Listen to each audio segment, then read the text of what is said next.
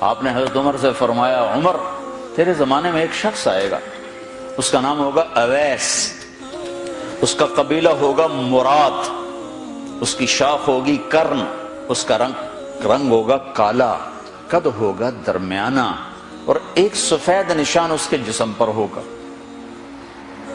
جب وہ آئے تو تم اس سے دعا کرانا، علی تو بھی کرانا، عمر تو بھی کرانا، اور میں قسم کھا کے کہتا ہوں کہ اویس جیسوں سے دنیا بھر جائے تو عمر و علی کے ایک بدن کے بال کے برابر نہیں، لیکن اس کے ذریعے سے ایک پیغام آگے پہنچانا تھا۔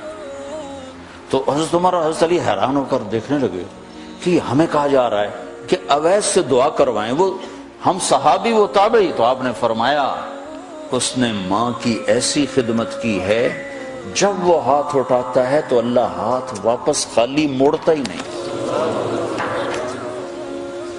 یہ پیغام پہنچانا تھا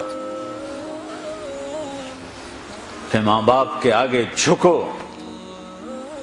جس دیش میں آپ رہتے ہیں یہاں کام کی رفتار بہت تیز ہے، ماں باپ اگر موجود ہیں تو کم ہی کچھ نصیبوں والے ہیں جن کو کچھ اولاد کی خدمت ملتی ہے، ورنہ دیواروں کے ساتھ ہی زندگی گزر رہی ہوتی ہے۔ تو عمر رضی اللہ عنہ جب خلیفہ بنے تو ہر سال حج کرتے تھے، ہر سال ان کو ڈھونڈواتے۔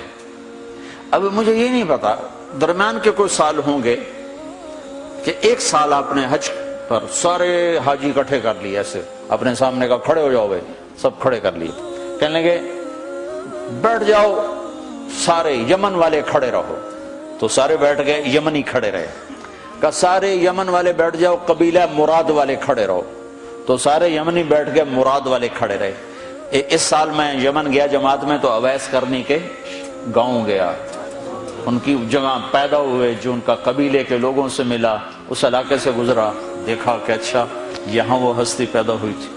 خشک پہاڑ ہیں، بالکل خشک پہاڑ۔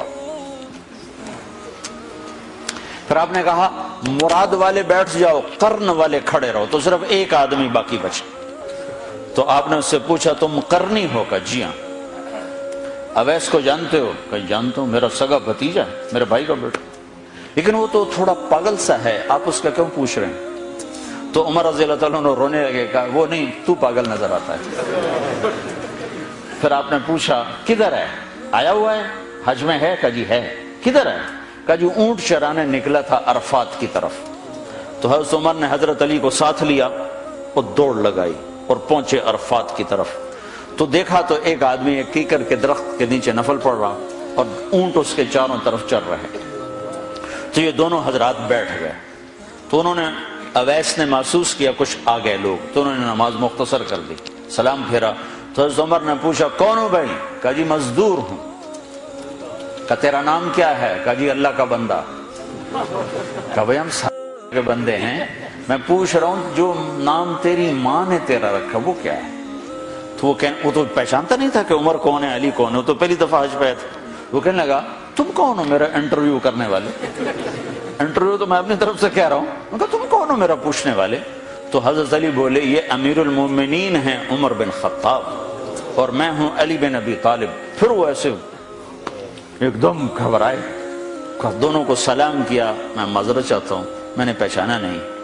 تو عمر رضی اللہ عنہ نے فرمایا ہاتھ اٹھا، ہاتھ اٹھا۔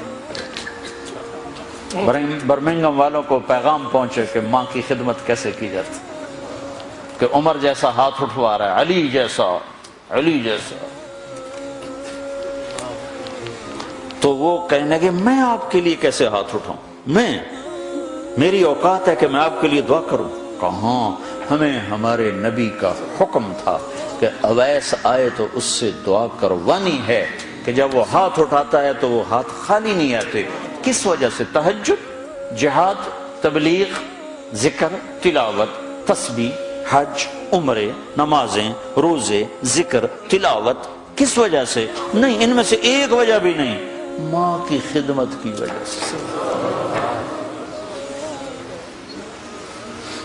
پھر ایک اور جگہ آپ نے فرمایا کہ لوگ جب جنت میں چلیں گے تو اویس بھی چلے گا، جب جنت کے دروازے پر پہنچے گے تو اللہ تعالیٰ فرمائیں گے اویس کو روک لو باقی کو جانے دو۔ تو اویس گھبرا جائیں گے، کہیں گے یا اللہ مجھے کیوں روک لیا ہے، تو اللہ تعالیٰ فرمائیں گے ٹھہر جاؤ، جانے دو ان کو۔ ہاں بھائی، اب یہ سامنے جہنم کے لوگ کھڑے ہوئے ہیں، تو شفاعت کر، تیری تو فعل لاکھوں انسانوں کو جنت میں ڈالو، تجھے اس لیے روکا ہے کہ تو شفاعت کر، جدھر تیری انگلی اٹھتی جائے گی ان کے لیے جنت لکھتی چلی جائے گی، ان کے لیے جنت لکھتا چلا جاؤں گا، جدھر جدھر تو انگلی اٹھائے۔ صرف پونڈ ہی سب کچھ نہیں، مائیں بھی بہت کچھ ہے، صرف پونڈ ہی سب کچھ نہیں ہے، باپ بہت کچھ ہے۔